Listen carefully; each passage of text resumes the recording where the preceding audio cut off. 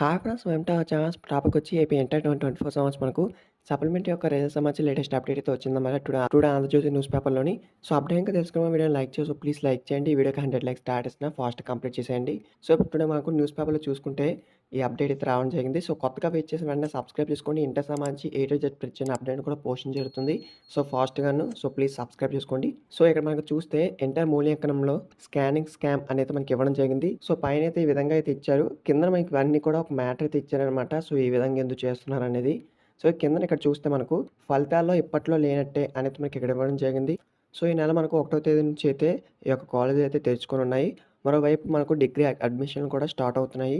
So, మనకు గత ఏడాది చూసుకుంటే జూన్ 13న అయితే సప్లిమెంటరీ ఫలితాలైతే విడుదలైతే అయ్యాయి. కానీ ఈ యొక్క ఇయర్ వచ్చేసి మనకైతే ఎటువంటి పరిస్థితి కూడా లేదు. ఇంకా రిలీజ్ కూడా కాలేదు.